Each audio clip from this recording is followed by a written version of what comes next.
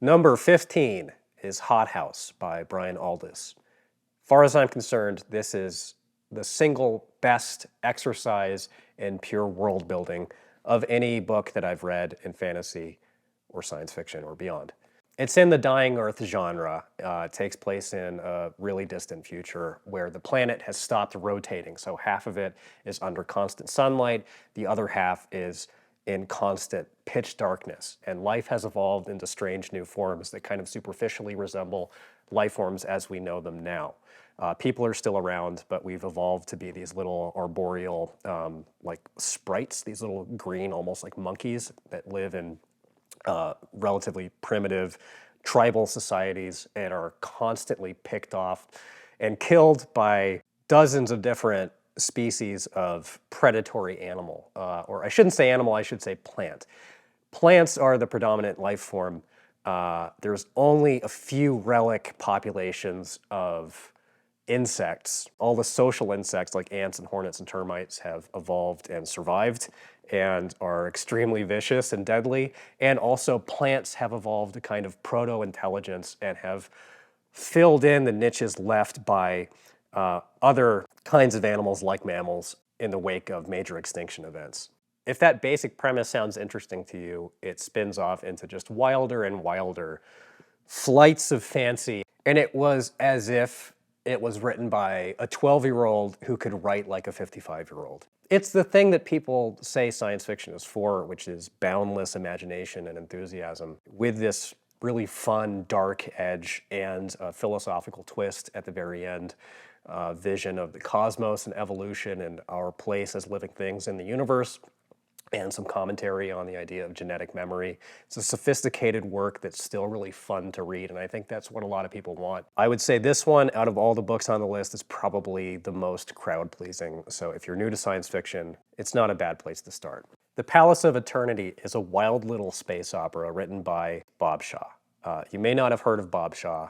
If you're into Asimov and Heinlein and Clarke, give Bob Shaw a shot because he's a better writer than any of those three, and I think a better writer than the vast majority of other hard science fiction writers. The book takes place on a planet that's an enclave of artists who are sheltering in the midst of an intergalactic war that humanity is losing. And this war is now threatening the protected status of this planet.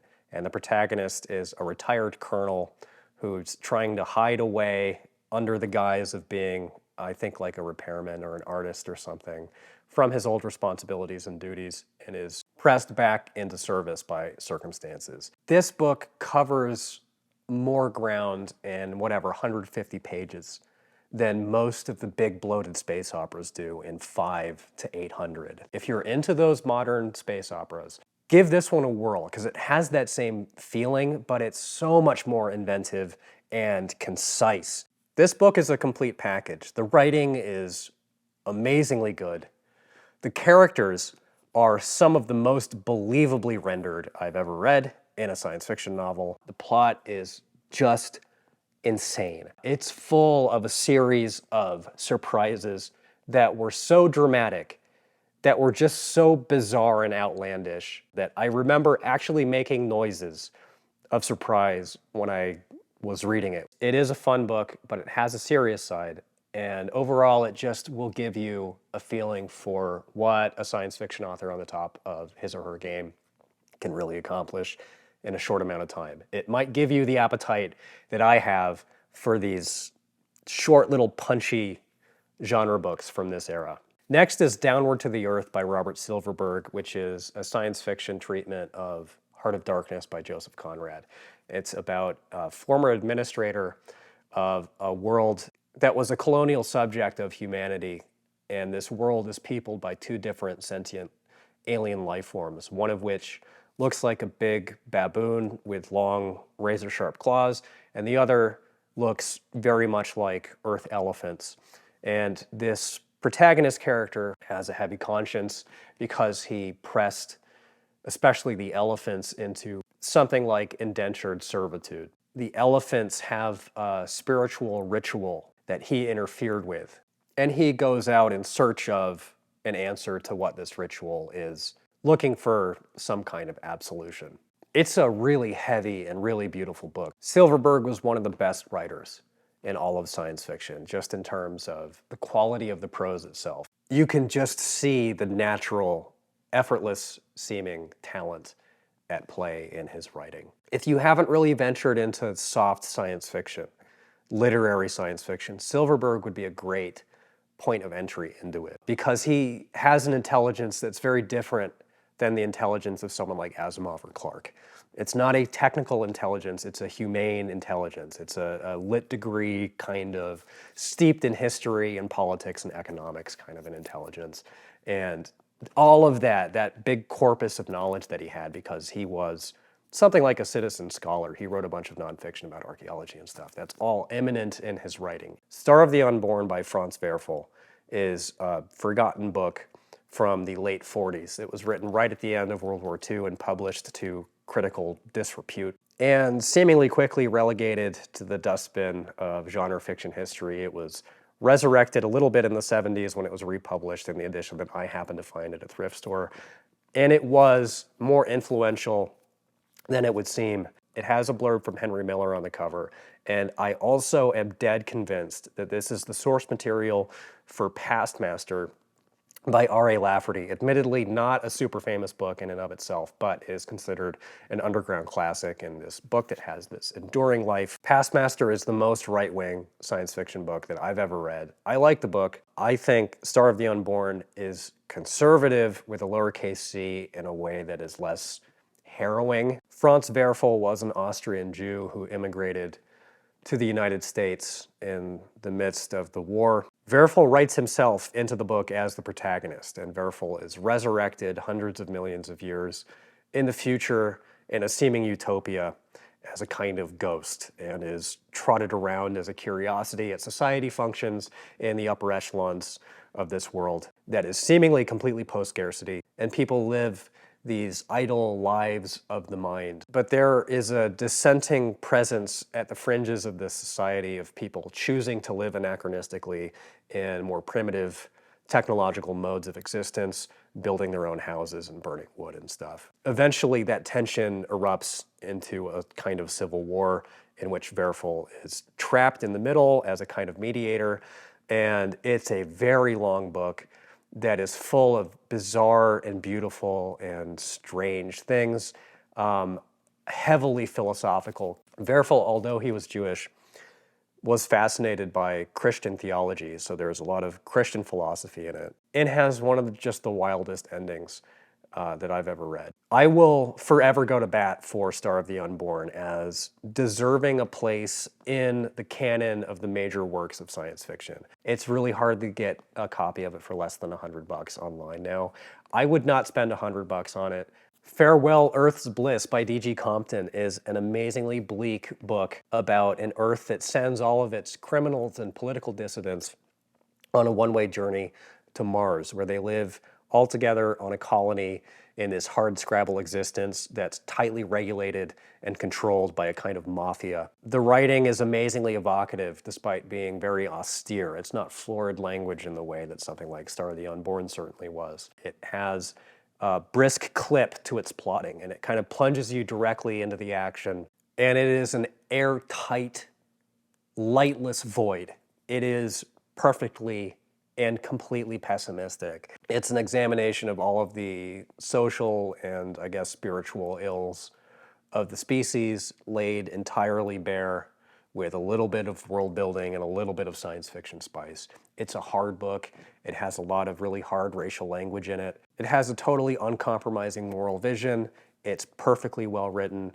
Another truly amazing ending. A Case of Conscience by James Blish is the first book in his After Such Knowledge sequence. Blish is probably the most erudite science fiction writer that I've encountered. This is the single best piece of religious science fiction ever written. It's about an envoy of 4 men who go to a planet called Lithia that's populated by this race of sentient lizards called Lithians to screen them for admittance into something like the Federation, like a collection of worlds. Something happens to one of the crew members that forces them to recruit help from the Lithians. And this brings them deeper into the world of the Lithians that is seemingly a utopia, devoid of any kind of interpersonal or social conflict whatsoever. And this seems like it should be a shoe-in for them to qualify for admission, but one of the members of the expedition, who is a Jesuit priest, has spiritual misgivings about it, premised on a central, interesting philosophical question that is pursued through two major sections of the novel that is a fix-up of two different novellas, and then leads to what I consider to be one of the all-time great endings of any book. Even if you are Mr. or Mrs. Flying Spaghetti Monster and the idea of reading about priests just turns you off entirely, I'm not a believer. That theological, philosophical problem, even just operating as a plot device in the story, is still infinitely fascinating to me.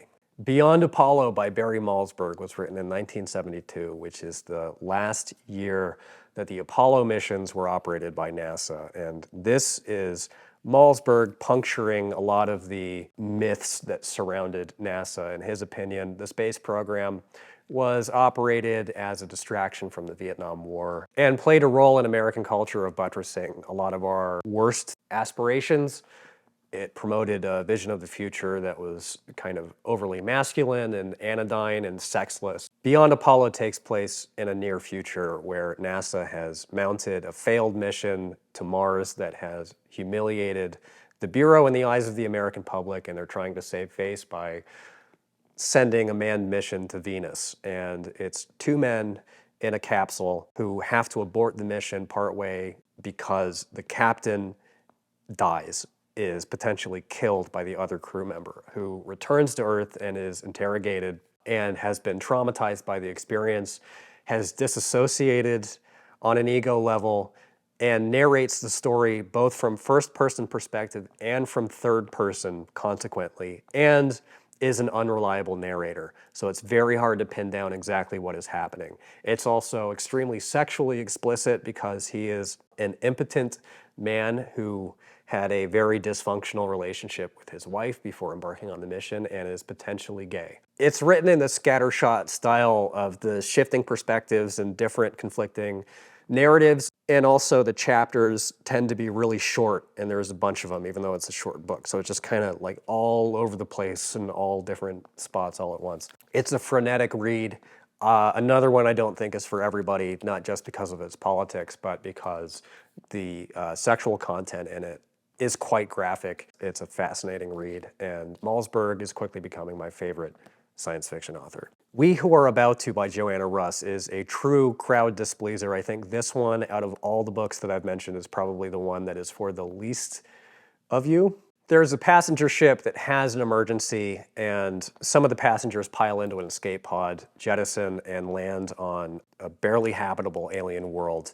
And they have a really limited amount of resources available to them, a really basic temporary shelter and a little bit of food and some medical supplies, and that's it. The protagonist recognizes soberly that they are not going to be rescued. The timeline is simply too long. They're going to run into inevitable hardships that's going to lead to them experiencing slow, painful, lingering, undignified deaths. The rest of them are possessed with this obsessive impulse that is usually celebrated in genre fiction to populate the planet and to fight for survival and to reestablish some kind of society. The main thrust of We Who Are About To is to portray that impulse as something that is fundamentally psychopathic. One of the downstream consequences of their desire to populate the planet is that they come to see her womb as communal property. It is an allegory about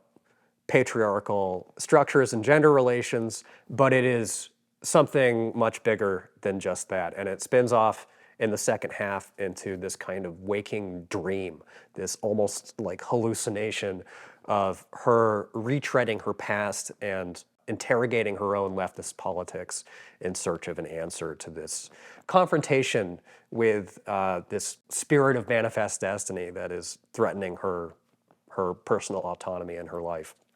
It reaches really uncomfortable conclusions. It is a totally ruthless book, both in terms of the characters' relations to one another and just ideologically.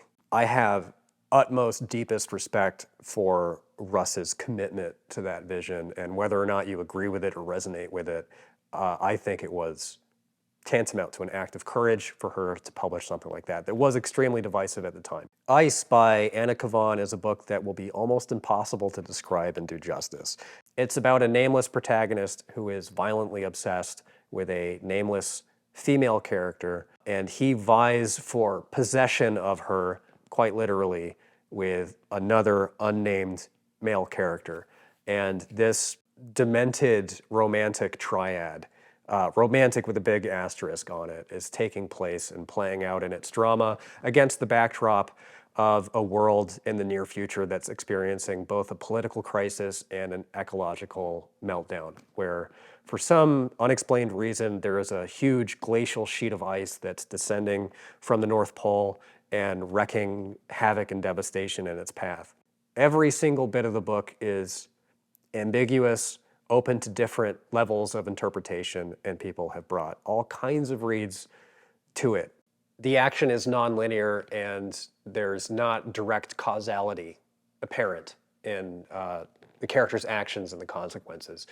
And characters repeatedly die and then reappear, and there are episodes of intense violence that may be hallucinations or dreams, or may not. If you are a person who must have sympathetic characters to relate to in a book, then you may have a difficult time with Ice. And there's quite a bit of disturbing subject matter in it. It is, however, about as sophisticated as science fiction can possibly be. This is one of the high watermarks. Unbelievably evocative and powerful. It's a book that has to be read. I can't do it justice. I can't explain it. A Fire Upon the Deep by Vernor Vinge is the book that got me into science fiction as a really hardcore reader. I have not read it in probably 4 or 5 years. I recall it being just monumentally cool.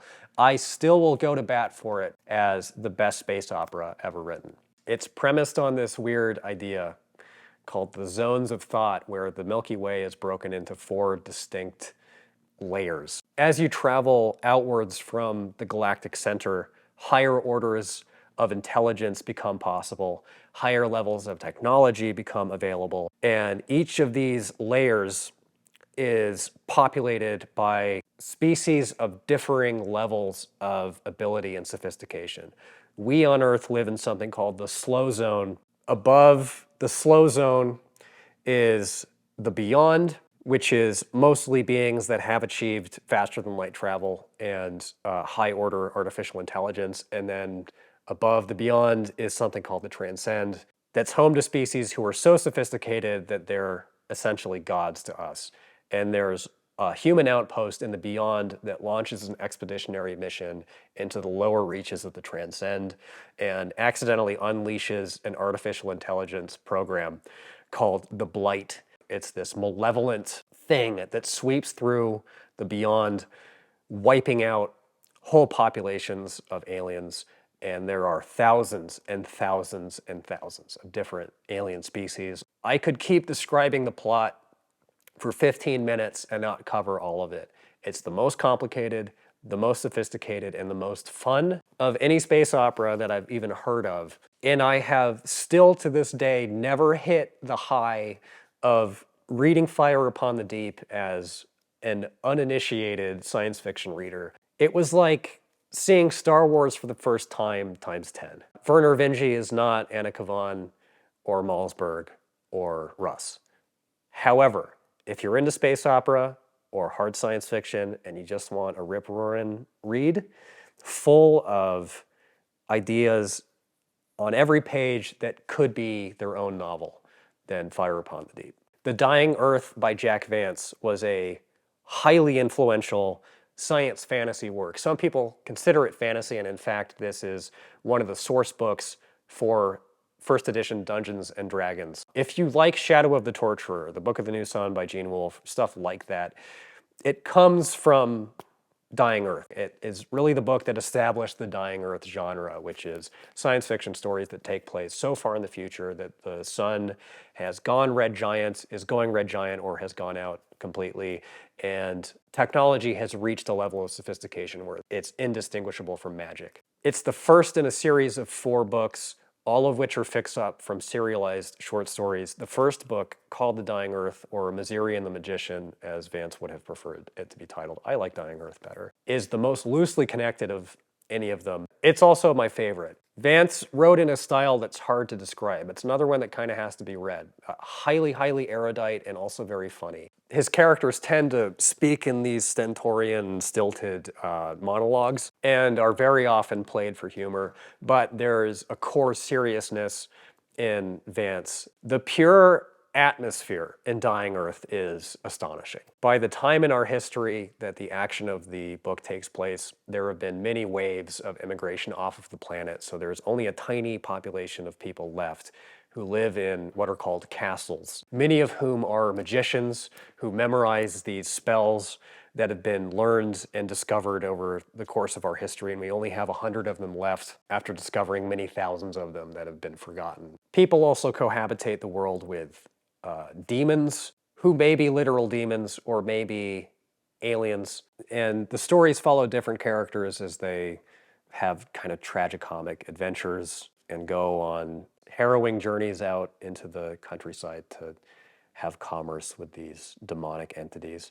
It's just incredible. Number 4 is Neuromancer by William Gibson. Of the required reading books in science fiction, this is hands down the best. I see it usually portrayed as being extremely dense and for its value being in establishing a lot of cyberpunk tropes. This belies the simply inhuman talent of Gibson as a prose stylist. It's like smelling salts. The way he writes is unlike any other writer. A lot of the books on this list are on this list because set against a lot of lesser works that I read, this background static of kind of middling to good stuff. Every once in a while you hit a book that just pops you awake, that reminds you of why you read in the first place and what a truly great author can do. Neuromancer gave me that feeling more than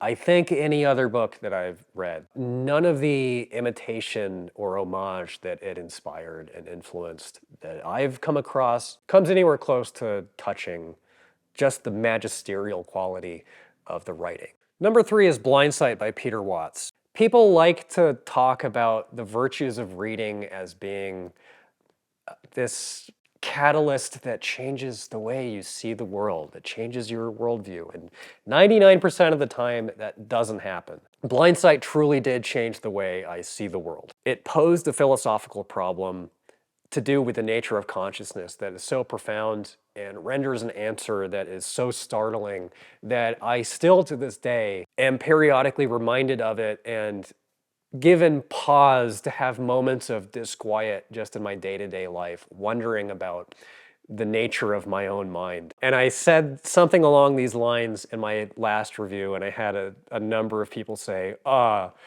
actually, Matt, I'm a philosophy PhD, and this is a philosophical quandary it's actually not. If you are enrolled in a philosophy of mind grad program, yes, okay, maybe you're not going to have your wig as split as mine was, but I'm just some guy in a beanie, right? And I think that probably you are too, or something equivalent. Changed my life. It's also a really fun book. It's a first contact story about a manned mission on a spaceship called Theseus that goes to investigate this big, frightening megastructure out in space, and they communicate with aliens over the radio and eventually land on the craft and have an encounter with something. The crew is captained by AI, and the second in command is a vampire. And a lot of people are annoyed by the presence of a vampire in this serious hard SF story, and they use this to write the story off. I'm sorry you're wrong.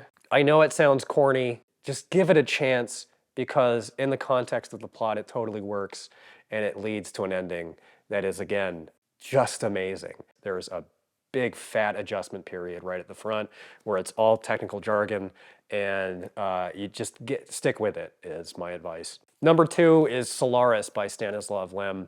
This is, to me, maybe the most perfect science fiction novel. This is like the platonic ideal of what a science fiction novel could and maybe should be. It's about an alien planet called Solaris, the entire surface of which is blanketed with this thick, viscous alien that's a single organism that appears to have some form of consciousness, although it is not known if it is self-aware or if it is aware of its human observers who orbit in a space station and have orbited, building up a body of science and theory called solaristics, trying to decipher the nature of the alien, its intentions, and its biology. And solaristics has proven completely ineffectual in rendering any kind of a satisfactory explanation or answer for any of these questions. One of the 3 crew members of this space station has died in mysterious circumstances, and the protagonist, a man named Kelvin, travels to the space station to join the other 2, and when he lands, finds himself in the midst of a situation that looks like a horror movie. One of them is locked up permanently in his room, and the other one is paranoid and potentially delusional. And it turns out that the planet manifests these kinds of pseudo-natural zombie people built from the memories of real people in the crew members' past lives. It's a book about the limits of the scientific endeavor, the limits of human knowledge, and is also one of the most haunting, one of the most atmospheric, and one of the most beautiful pieces of writing that I've ever read. It just is special. It just has a quality that can't be distilled down to description.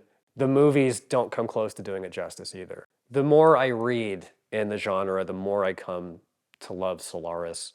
It's one of those books that's simply beyond masterpiece status. And number 1, my current favorite, is Roadside Picnic by Boris and Arkady Strugatsky. I read the most recent translation to English, I think it was in 2012, by Elena Bormashenko. I don't know that I could argue to you that Roadside Picnic is objectively a better book than Solaris, or maybe a couple of the other ones that are high ranking. It's a perfect book to me. It's a book that speaks directly to me as a person and to my preferences and tastes. And if I could wish for all of science fiction to resemble one book, it would be this one.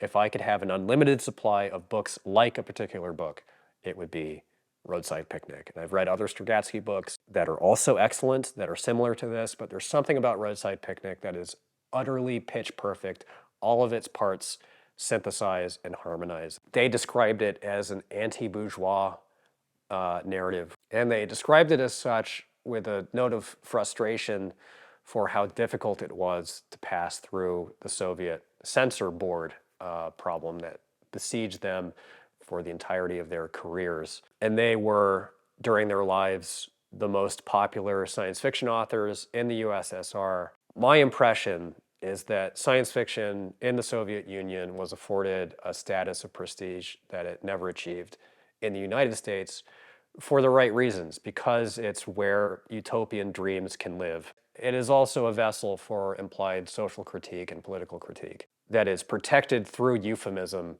where if they published something that was strictly polemic, they could lose their lives quite literally. Roadside Picnic has the interesting ambiguity of both being potentially critique of the Soviet system and also a critique of capitalist avarice. To me, it's just a fable about the burden of living in an amoral world in which you are exploited. And is it possible for an individual to mount an appropriate moral response to that kind of a circumstance, even at cost of committing immoral acts? And this, to me, is the central drama at the heart of Red, the protagonist, who is my favorite character of any science fiction book. The book takes place in the wake of an alien visitation that has left 6 zones around the world where alien craft touched down and left behind strange artifacts and somehow altered the basic physics of those areas to make them exceptionally dangerous and unpredictable. Red is what's called a stalker, a kind of professional thief who can go into the zone clandestinely and at risk of his life, retrieve these artifacts and sell them on the black market. Red works at this research institute where his boss convinces him to go into the zone to retrieve a particular artifact, and it sets him on a path that will bring him into contact with perils, both human and alien, that will threaten his life, the lives of his family, and potentially the future of the planet. I said in the original review, and I've said in this review, that I consider it perfect, and it's true. So just fill in the Mad Libs of whatever about the characters, about the plot, all the above. It's just perfect and completely greater than the sum of its perfect parts. If you're curious why some of the big titles are not here, if you really care and you're not just trying to reprimand me, in which case I promise you I have heard it before and I don't care. If you want to see my work and you want my opinions about those specific titles, stuff like Dune or Hyperion or Player of Games, I have another video that I shot that's up on my Patreon. It's $5. I go into depth about all of that, explain my reasoning for the order of this list in comparison to past lists, and I talk about those as I feel that they stack up to these titles. I also review every single book that I read, and I read, at this point, mostly stuff like I've described here in long form, and I upload those videos immediately after I read them so you get my fresh thoughts. Link is down below in the description. Thank you for watching.